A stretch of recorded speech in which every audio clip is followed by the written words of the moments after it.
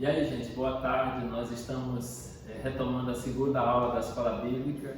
Semana passada nós trabalhamos a primeira parte do tema Um Novo Jeito de Ser Feliz. Nós finalizamos e conversamos bastante dizendo que não existe um novo jeito. Na verdade, existe apenas um jeito de ser feliz. É o jeito que Jesus nos ensinou. Mas eu vou fazer uma rápida recapitulação para a gente retomar toda essa parte para poder entrar na aula de hoje. E antes de mais nada, nós começamos orando, que possamos pedir do nosso Deus, nosso Pai, que Ele nos oriente nesse momento.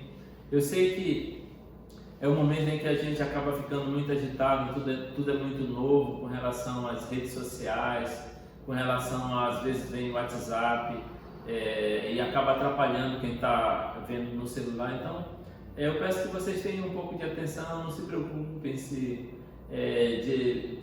assim, é interessante interagir, mas faça o possível para que não haja interrupção nesse momento de culto, que na verdade é um culto, é um estudo, mas é um estudo da Palavra de Deus, um momento em que devemos estar totalmente cativos a esse novo conhecimento. Então vou orar e depois a gente continua a nossa aula, beleza? Vamos orar? Senhor Deus, obrigado por tua bondade, obrigado pelo teu amor. Mais uma vez eu te peço que o Senhor nos abençoe, Deus, nesse momento de aula. Que a nossa mente, que o nosso coração esteja voltado a aprender da tua palavra. Que esse momento que reservamos para ti, que seja realmente teu. E nos ensina, nos capacita, que teu Espírito fale tanto aqui como professor, quanto com as demais pessoas que vão receber essa palavra. Que seja a tua palavra no nosso coração, na nossa vida. Que o Senhor transforme, que o Senhor quebre o coração de pedra, quebre todas as dificuldades da nossa vida e nos faça entender a tua palavra e que esse entendimento nos faça viver o dia a dia segundo aquilo que o Senhor tem nos ensinado. Muito obrigado por tudo, em nome de Jesus. Amém. Então, rapidamente eu vou recapitular sobre a semana passada. Eu falei que os gregos, eles tinham uma forma diferente de entender felicidade. Então, para os gregos, se dividia, como semana passada eu falei, em três momentos, em três classes. A primeira classe seriam os deuses, os únicos dignos de serem felizes. A segunda classe eram os semideuses, como vemos aqui. Eram momentos de felicidade, tinham apenas alguns momentos pontuais de felicidade. E a terceira classe que os gregos eles entendiam era o restante da população. A esses não cabia felicidade, a esses eles contemplavam a felicidade dos deuses, os momentos de felicidade dos semideuses, mas eles em si não tinham felicidade, então restava apenas sonhar. E aí nós falamos sobre o nosso tempo, que as pessoas colocam como felicidade. O que é felicidade? Nós colocamos aqui 6 imagens que sintetizam o que nós pensamos hoje no nosso tempo, o que é felicidade. Nós pensamos que a felicidade pode ser uma casa própria, mas nós vimos que depois que se consegue, acaba não preenchendo o vazio que nós temos. Nós podemos pensar que é uma graduação, também não é felicidade a graduação. Podemos pensar que seria o momento de montar uma empresa, ou um bom emprego, ou uma boa vida no sentido empresarial, e também vimos que isso também não é felicidade. Um carro novo é a felicidade, também não é felicidade. Casamento, chegada dos filhos, também não é felicidade. Então o conceito grego, que faz parte da nossa vida, acaba nos colocando nesse novo tempo, nesse novo conceito, e todo mundo vem, a humanidade hoje acaba entendendo que esse conceito é o conceito real de felicidade. De repente, Jesus Cristo vem e estabelece um marco. Isso não é felicidade. E o que é felicidade? Aí ele vem com as bem-aventuranças. E aí ele diz, felicidade os limpos de coração, felicidade os humildes, os mansos, aqueles que temem a Deus. Isso é felicidade. E essa felicidade se dá não somente no âmbito dos deuses ou dos semideuses, mas a todos os que conhecem Jesus podem ser felizes.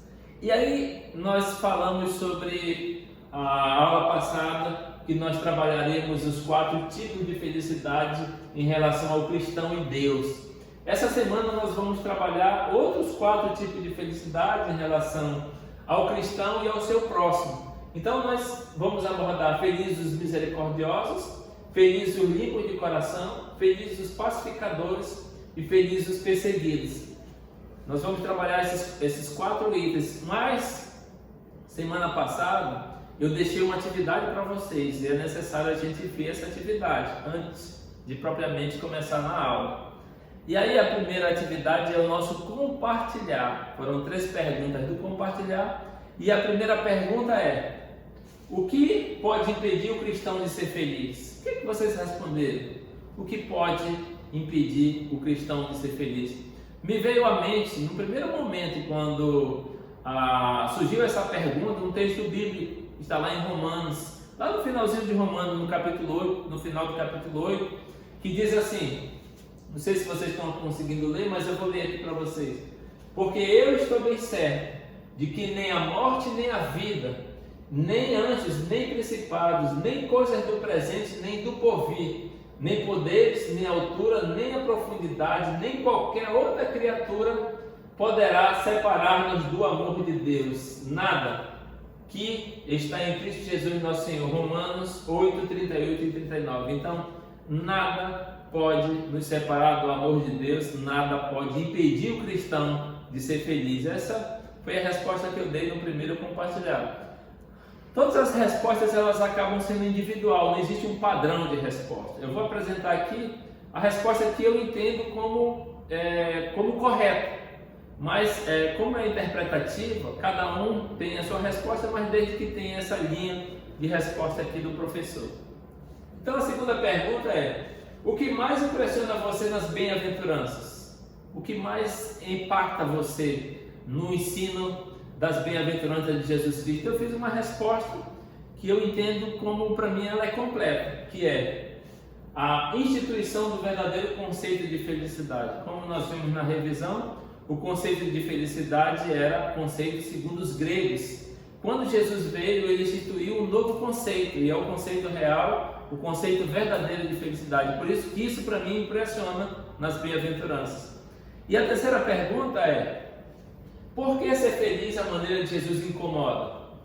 Porque é totalmente diferente da felicidade que o mundo entende como felicidade.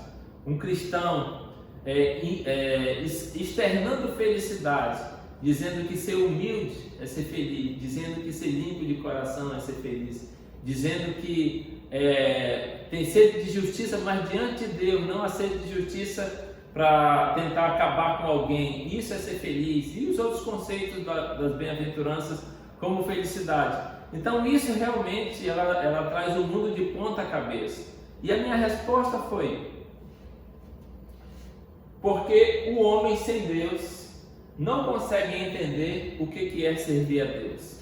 Então o homem sem Deus é incompreensível para esse homem entender o que é servir a Deus, o que é temer a Deus, o que é estar debaixo do senhorio de Deus. E isso incomoda sim, porque é muito difícil entender um conceito como esse, porque ele é um conceito espiritual, não é um conceito natural. Beleza? Fechamos o compartilhar, mas temos mais, temos a outra atividade que nós vamos começar agora. Essa outra atividade chama-se Entrando em Forma. Vamos entrar em forma? Bora! E aí, a ideia do Entrando em Forma foi o estudo da aula, que foi o conceito de Mateus 5, de 1 a 12, que fala sobre as bem-aventuranças, que vocês bem sabem quais são. E a primeira pergunta do Entrando em Forma é: este é o início do chamado Sermão da Montanha, na qual Jesus ministra o ensino à multidão e aos seus discípulos. Aí a pergunta, os versos 3 a 11 começam com a expressão bem-aventurados. O que significa o termo bem-aventurados? O que vocês colocaram na resposta de vocês? Vamos ver se bate aí entre as nossas respostas. Eu coloquei que bem-aventurado, o termo bem-aventurado significa feliz. Ser feliz é ser bem-aventurado. Segunda pergunta. Nas afirmações de Jesus, quem são felizes? Quem são felizes segundo Jesus? Qual é a resposta que você deu? Vamos ver a nossa?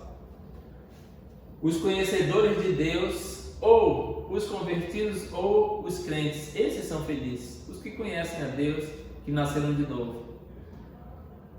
Quarta pergunta: que bem-aventurança está ligada especificamente à pessoa de Jesus? Nós temos algumas bem-aventuranças, creio que 8 bem-aventuranças, e dessas 8 bem-aventuranças, o que está ligado propriamente ou especificamente a Jesus.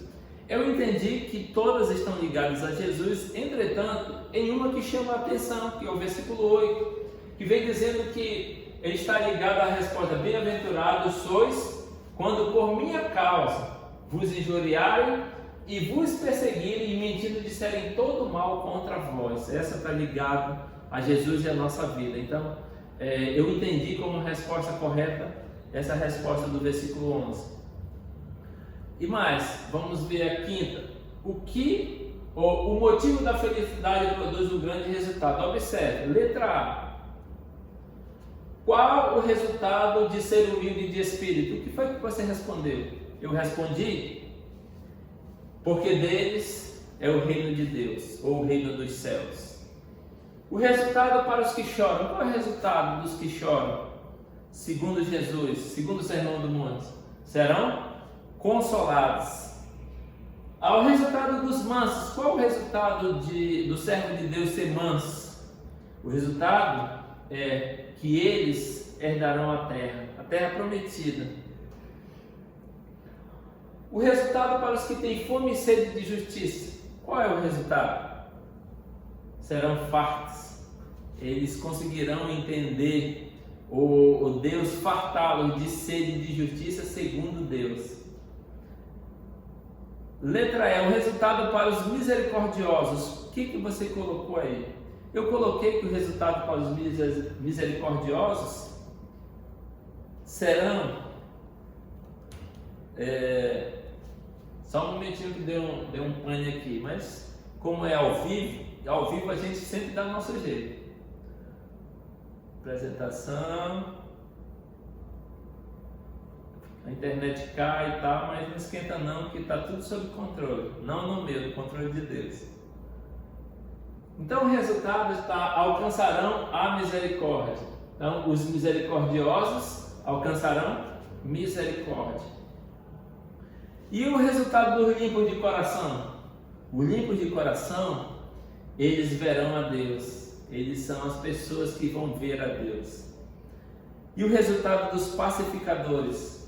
Os pacificadores, eles serão chamados filhos de Deus. E o resultado para os perseguidos por causa da justiça? A justiça de Deus, não a sua própria justiça. Deles é o reino de Deus. E por que o cristão deve regozijar-se e exultar? Qual o motivo que levaria um cristão a regozijar-se e exultar? Porque é grande o seu galardão no céu. Então nós somos felizes, nós regozijamos porque Deus nos deu um grande galardão no céu. O que é o galardão? Um presente. E eu quero descobrir qual é o meu presente lá no céu. E por último, quais os que no passado também foram perseguidos segundo o texto? Foram os profetas, né? O texto diz que os profetas foram perseguidos por causa de Deus, por causa de serem servos de Deus. Agora vamos, depois da correção do exercício, uma correção rápida. A ideia é fazer uma autoavaliação, porque não dá, como a gente não tem mais aquele contato físico que antes eu fazia a correção, eu fazia as observações, a gente acabou fazendo de uma forma diferente, que também é uma forma de se avaliar e ver como é que cada um se comportou diante dos exercícios. E agora vamos propriamente para a aula. A Bíblia diz que felizes são os misericordiosos. Misericordiosos são aqueles que, com o resultado da ação da misericórdia de Deus em suas próprias vidas, se compadecem dos que se acham necessitados.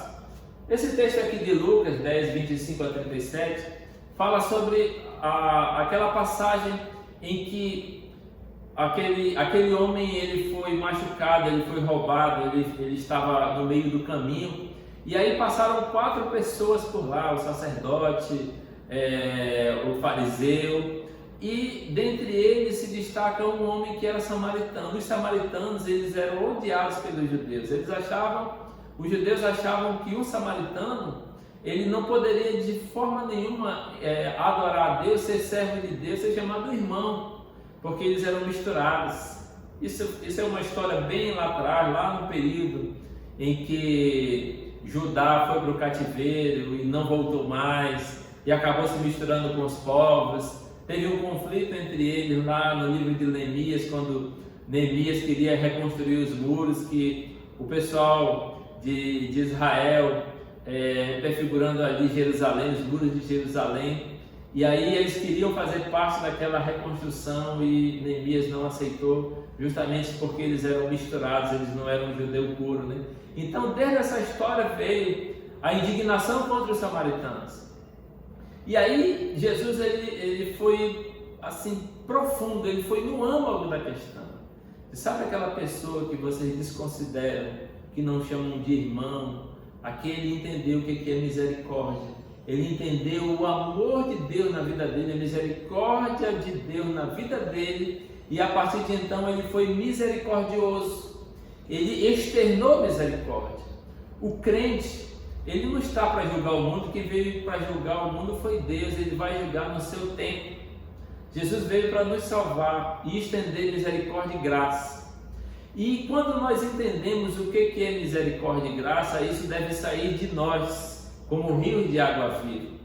E aí esse samaritano, que era desconsiderado da sociedade, ele mostrou na prática o que é ter compaixão, o que é ser dadivoso. Ele pegou aquela pessoa que estava machucada no meio do caminho, levou para um hotel, um lugar onde ele pudesse estar descansando, ele limpou as feridas, ele pagou aquela diária, falou para o dono do hotel, se ele gastar mais do que eu já te deixei aqui contigo, quando eu voltar da minha atividade, eu vou te restituir o que ainda falta. Então, esse grande amor é que Jesus ensina que felizes os misericordiosos, felizes as pessoas que olham para as outras e têm respeito, têm consideração, têm amor. E no nosso tempo, na nossa terra, existem várias pessoas espalhadas precisando da misericórdia, da sua misericórdia, da minha misericórdia. Basta a gente ter um olhar apurado. Só que às vezes as atividades da vida, a correria e outras coisas acabam nos deixando ficar cegos com relação à misericórdia. Mas no nosso tempo nós temos que entender, temos que olhar para o lado, temos que olhar para as pessoas que compõem a nossa sociedade e olhar para saber quem precisa de misericórdia. Nós somos farol, nós somos luz. Deus nos estabeleceu como sal e luz diante da sociedade em que estamos. E aí nós, como farol, como luz, como sal, o que nós estamos fazendo em relação à misericórdia? Porque felizes os salvos, os bem-aventurados, são os misericordiosos. Isso mostra o amor de Deus na nossa vida, e esse amor de Deus é espelhado na vida dos outros. Beleza? Fechamos felizes em misericórdia. Vamos para o outro item. Felizes são os limpos de coração. Olha essa imagem aqui. Por isso que Jesus disse que nós temos que ser como crianças. Porque a criança ela não guarda rancor, não tem classe social, não tem etnia, não tem absolutamente nada. A criança ela é pura, e o coração puro é diante de um outro coração puro a harmonia, a felicidade. O texto que nós vimos aqui como base era dos fariseus. Os fariseus eles eram homens religiosos, eles eram homens que achavam que temiam a Deus porque eles faziam tudo conforme a lei, tudo estava certinho na vida deles, nada passava. Eles davam o dízimo, eles iam para o culto, eles oravam nas praças, eles eram realmente pessoas vistas pelos outros como um alto grau de santidade. Só que Jesus ele não vê o externo. Nós seres humanos, nós vemos as pessoas, que homem santo, que homem de Deus, isso e aquilo. Só que Jesus ele olha no coração, e é esse olhar do coração que Jesus olha para os fariseus, que acabavam representando uma religião morta, uma religião sem vida, uma religião que não faz parte do que Jesus veio ensinar para nós. Isso tem muito a ver conosco. Às vezes, na nossa caminhada, querendo ou não, acabamos nos tornando simplesmente robôs automáticos em servir a Deus, em vir à igreja, em fazer as coisas, e acabamos nos tornando legalistas. começamos a ser muito críticos, começamos a fazer muitas observações e esquecemos do mais importante, que é ter um coração limpo. E esses homens, Jesus falava que eles davam o dízimo do cominho, do endro, de todas as coisas mais pequenas, eles cuidavam de todos os detalhes. Só que Jesus disse, é muito mais importante o interno do que o externo. O interno é ter um coração limpo, sem vaidade, sem promoção, soberba, essas coisas que o coração que não é limpo ele traz, né? E uma coisa com relação ao coração limpo é que o crente ele sempre tira a raiz de amargura desse coração. Muita gente acaba ficando enfermo, acaba não tendo um coração limpo quando traz raiz de amargura para dentro de si. Isso é prejudicial, isso mina a vida do crente, isso deixa o crente infeliz. Mas Jesus diz que nós somos felizes os que são salvos por Ele, felizes são os que têm o coração limpo. E a limpeza desse coração é tirar toda a raiz de amargura, tudo que tiver de ruim, lançar bem longe, dizer, Senhor, me perdoa, tira isso do meu coração, me faz ser bênção na tua casa, bênção na vida das pessoas. Mas tem mais um item que Jesus fala, o que é ser feliz? Ser feliz são os pacificadores. Nós temos aqui uma ilustração em que dois homens estão em pé de guerras e uma pessoa que acaba acalmando o ânimo desses dois. Nesse nosso tempo polarizado, principalmente nesse momento específico de política, em que um é da direita, o outro é da esquerda e acabam se engalfiando nas redes sociais e nas conversas entre amigos, acaba se tendo muita confusão, muita desarmonia, muita briga, e brigas ao ponto de dividir os melhores amigos. E a Bíblia diz que os servos de Deus, os felizes, são aquelas pessoas que são pacificadoras, aquelas pessoas que tentam abrandar aquela confusão, né? Eu aprendi com um homem de Deus que serve na igreja do Crespo, eu não vou falar o nome dele agora, mas ele me ensinou uma coisa assim muito legal que eu vejo como um ponto positivo na vida dele. Quando as pessoas acabam chegando com ele e falam, poxa, o fulano é assim, é assado, e começam a falar mal da pessoa, ele sempre traz pontos positivos daquela pessoa e acaba os pontos positivos inundando aquela negatividade que alguém traz daquela pessoa. E sempre é contínuo ele fazer isso. Eu digo, poxa, que aprendizado legal de prática de vida. Isso para mim foi maravilhoso, me fez crescer como cristão, me faz crescer e me faz sempre lembrar desse exemplo, né?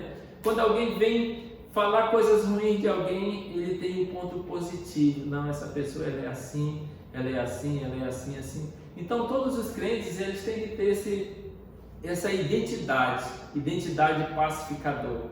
Tem crentes que são aqueles que trazem combustível, né? Dentro de uma confusão eles pegam o combustível e jogam no meio da confusão que aí o fogo se alastra. Mas a Bíblia diz não, é que nós temos que trazer aqui o extintor diante de uma confusão e não só apagar a confusão, mas deixar um rastro, como disse aqui no nosso texto. O rastro deixado pelo pacificador é extremamente necessário para a continuação dos relacionamentos. É necessário que cada um de nós possa entender a nossa função nessa terra. Nós não viemos para cá para fazer divisão, nós não viemos para botar lenha na fogueira, mas nós viemos para ser pacificador. Quem é pacificador é feliz, quem é feliz é filho de Deus, e entende o propósito de Deus, entende o que Deus está nos ensinando. E por último, nós temos ainda algo assim muito notório, não no Brasil especificamente, mas no mundo, algo que vem continuamente desde o período de Estevão. No período de Estevão foi o primeiro mártir da igreja que foi perseguido. Então Estevão, diante do Sinédrio, começou a falar sobre Jesus Cristo num período histórico, pegou a Bíblia todinha desde o Antigo Testamento e foi mostrando para aqueles líderes da nação que era necessário Jesus vir, que Jesus era o Messias, aquele a quem tinha morrido, e ele, através das Escrituras, ele começou a falar sobre isso. E por conta disso, o texto diz lá de Atos capítulo 6, diz que os homens com muita raiva, rangeram os dentes, pegaram em pedras e começaram a atacar Estevão, e Estevão morreu. E a partir daí, daquele momento, a igreja ela foi perseguida. Todos os que estavam em Jerusalém acabaram fugindo para vários lugares. Nós temos relatos de Filipe, o evangelista, que pregou para o eunuco, saiu pregando. Ele tinha 7 filhas que eram cristãs, servas de Deus, e começou a contar várias histórias de muitos crentes ali. Mas hoje, no nosso tempo, existe ainda a perseguição. Não sei se você consegue ver, eu vou mirar aqui para essa imagem. Hoje, mais de 100 milhões de cristãos são perseguidos por causa da fé. Então, começou naquele tempo e vai acontecer isso por muito até a volta de Jesus, essa questão de perseguição. E me recorda um texto da palavra de Deus que está lá em 2 Coríntios. 2 Coríntios, capítulo 11, versículo de 24 a 30, o apóstolo Paulo, diante de uma situação muito constrangedora para ele. A igreja de Corinto acabou abandonando. Paulo foi o missionário que chegou naquele local, que instituiu aquela igreja, que doutrinou, que ensinou as pessoas. E foi uma igreja muito vibrante, uma igreja que tinha muitos dons, uma igreja que era uma igreja abençoadora. Entretanto, essa igreja começou a receber falsos profetas, começou a receber falsos apóstolos, e esses apóstolos começaram a dizer que Paulo era um impostor, que Paulo não era um servo de Deus, que Paulo era uma farsa. E os coríntios acabaram entrando nessa ideia e começando a rejeitar Paulo. E aí Paulo, muito constrangido, ele não queria falar, mas ele muito constrangido, ele acabou narrando fatos do que aconteceu na vida dele. Eram fatos muito difíceis de dizer, porque ele disse: olha, vocês estão me fazendo me tornar insensato, vocês estão me fazendo falar coisas que eu normalmente não falaria, mas eu vou falar para vocês verem que de fato eu não sou um impostor, porque se eu fosse um impostor eu não havia perigo nem perseguição, como acontece com eles. Mas eu vou falar algumas coisas aí, uma síntese do texto diz assim, ó: 5 vezes recebi dos judeus uma quarentena de açoites, menos uma fui, 3 vezes fustigado com varas, uma vez apedrejado, em naufrágio 3 vezes, uma noite e um dia passei na voragem do mar, em jornadas muitas vezes, em perigos de rios, em perigos de salteadores, em perigo entre os patrícios, em perigo entre os gentios, em perigo na cidade, em perigo no deserto, em perigo no mar, em perigo entre falsos irmãos. Se tenho de gloriar-me, gloriar-me-ei no que diz respeito à minha fraqueza. Então Paulo, ele teve, e foi muito bom acontecer até para a gente saber que os servos de Deus, quando eles estão servindo a Deus com lealdade, a perseguição faz parte, ela vem porque vai chocar muita gente, vai chocar pessoas, vai chocar pensamentos, e aí vai haver um conflito. Então, sempre que o servo de Deus estiver servindo com confiança, com lealdade a Deus, vão surgir perseguições. Agora, são perseguições por causa de se servir a Deus, e muita gente confunde a perseguição. Lá em Pedro ele vem falando que a perseguição de você se meter na vida dos outros, de você fazer coisas erradas, de você ser punido por isso, é totalmente diferente. O crente, eu fui punido porque eu me meti em fofoca. Isso não tem nada a ver com a perseguição por causa da justiça, porque você é servo de Deus. Essa perseguição não tem nada a ver com isso, e ela é válida, você vai ter que pagar por isso, e não tem bênção de Deus sobre essa questão. O que Deus está dizendo que é feliz, que os perseguidos, eles são felizes, eles são bem-aventurados, porque eles servem a Deus, e com a fidelidade que eles servem a Deus, eles são perseguidos e eles são dignos de honra. Eles sim são bem-aventurados, não os outros que eu falei. Beleza? Vamos fechar nossa aula? Vamos fechar aqui umas considerações finais. Primeiro, precisamos lembrar de Jesus, que Ele é o modelo perfeito de felicidade. E para o crente, o único jeito de ser feliz é seguir o padrão de Deus. E o padrão de Deus é Jesus Cristo. Jesus Cristo mostrou nas bem-aventuranças o que é ser felicidade. Vamos relembrar qual é o padrão. Primeiro, Jesus é feliz porque ele é humilde de espírito. Os crentes são felizes por quê? Porque são humildes de espírito também. Jesus ele era feliz porque ele chorava por causa do pecado do povo. Nós devemos ser felizes por observar a nossa nação, as nações, o nosso tempo e pedir perdão de Deus mesmo por tudo que está acontecendo, pelos pecados. Eu me lembro lá de Neemias, que quando ele começou a pensar em reconstruir os muros, a primeira coisa que ele fez foi perguntar sobre o estado da fé, como é que estavam as pessoas ali. E aí depois ele foi orar, e nessa oração ele fez uma oração de confissão de pecados. E essa confissão de pecados foi que depois ele teve coragem de começar a agir. E nós, como crentes, nós devemos chorar, não somente pelos nossos pecados, mas pelo pecado da nossa nação. Aí sim, nós temos condições de fazer alguma coisa diante de Deus e pedir orientação de Deus, pedir que Deus seja abençoador e nos abençoe. Por isso que Jesus é o modelo perfeito, porque ele também chorava. Jesus também ele era manso. Falei semana passada que ser manso não é ser covarde. Ser manso não é ser fraquinho e diante de um cara fortão eu vou fugir. Isso não é mansidão, isso é covardia. Mansidão é você ter a força suficiente para contrapor aquela pessoa, só que você decide não revidar, não fazer nada. Você tem força como Jesus durante todo o período de perseguição, no período da cruz, que eles bateram em Jesus, que eles cuspiam, que eles chicoteavam, que fizeram, esbofetearam Jesus. Jesus tinha todo o poder, ele é Deus. E todo o poder de Jesus poderia ser, um simples olhar dele, poderia acabar, aniquilar essa questão. E acabou que Jesus ele não fez absolutamente nada contra essa questão. E aí isso nos leva a ver que Jesus era manso, não porque ele era covarde, Jesus era manso porque ele tinha o Espírito de Deus, assim como nós temos o Espírito de Deus, nós somos humildes.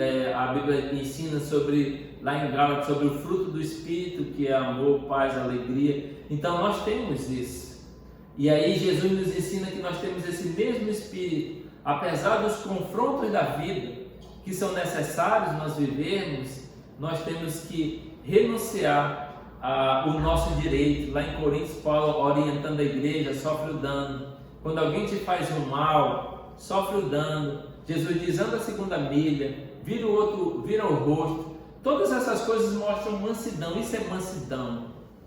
E Jesus também como modelo, ele tinha fome e sede de justiça, não a fome e sede de justiça que os homens têm, de tentar acabar com os outros, de vingar. Alguém me fez mal, eu vou fazer mal. Então, isso não é a justiça de Deus. A justiça de Deus é: derrame sobre mim a dificuldade, a perseguição, tudo que vier dos outros contra você, deixa que no tempo devido eu vou lá e dou a paga. Mas esqueça desse negócio comigo. E Jesus ele fala que ele é misericordioso, ele é limpo de coração, ele é pacificador e ele é perseguido por causa da justiça. Tudo isso nós podemos ser, porque isso é o conceito de felicidade, isso é o conceito dos filhos de Deus, que tem que ter bem claro isso no coração e na vida. Então, ser feliz tem a ver com tudo isso. Ser feliz não é algo do momento, algo externo, algo que eu posso pegar, que eu posso conseguir. Ser feliz é interno, é ter paz interna, é saber que somos de Deus, é saber que a nossa felicidade não está nessa vida, até porque nós somos peregrinos, nós não viemos aqui para fincar raízes, e por isso a nossa felicidade, porque nós temos uma pátria celeste, porque nós temos a promessa de estar com Ele, até no momento da morte. Até no momento da morte há felicidade, há tristeza sim pela separação, mas há felicidade porque existe uma esperança. Então, quando morremos, nós somos recebidos pelos anjos de Deus e nos direcionados para o paraíso, para o primeiro céu. E lá vamos estar com Deus em plena felicidade. Então, ser feliz é ter essa esperança, tanto esperança futura quanto esperança presente, porque o nosso coração está em paz. Gente, eu agradeço, muito obrigado. Vamos orar para encerrar nossa aula, que Deus nos abençoe. Senhor, obrigado por esse momento que o Senhor reservou para nós, para que pudéssemos, Deus, estar diante do Senhor com confiança, com temor, com fidelidade, que tudo que nós aprendemos que não fique somente na nossa cabeça, Deus, mas no coração e na vida, que o nosso dia a dia seja desenvolvido diante de tudo que nós aprendemos. Abençoa a igreja do Crespo, abençoa os irmãos que estão em casa assistindo esse momento de escola bíblica, que seja bênção na vida deles, que seja bênção na nossa vida, Deus. Que o Senhor abençoe mais tarde a mensagem do pastor, que ela venha de encontro às nossas necessidades, que o mais rápido possível, segundo a Tua vontade, que possamos estar juntos, congregados como igreja do Senhor. É o que eu te peço e te agradeço em nome de Jesus. Amém. Então, amados, nós vamos encerrar a aula 4.